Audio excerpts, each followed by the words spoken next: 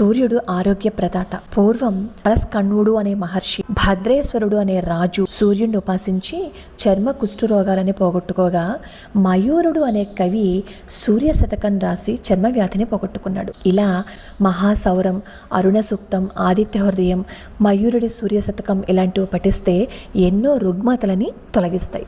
అవన్నీ చేయలేకపోయినా ప్రతిరోజు ఇప్పుడు మనం తెలుసుకోబోయే శ్లోకాన్ని సూర్యుడికి నమస్కారం చేసి చదివినట్లయితే రోగాల నుంచి బయటపడిపోవటమే కాకుండా దారిద్ర్యాన్ని కూడా పోగొడుతుంది. ఈ శ్లోక డిస్క్రిప్షన్ లో ఇస్తాను, ఒకసారి చూడండి. సోణాంభోరుహ సంస్థితం త్రినయనం వేదత్రయీ విగ్రహం దానాంభోజయుగాభయాని దధతం హస్తే ప్రవాళ ప్రభాం కేయూరాంగదహార కంకణధరం కర్ణోల్లసత్కుండలం లోకోత్పత్తి వినాశపాలనకరం సూర్యం గుణాబ్దిం భజే.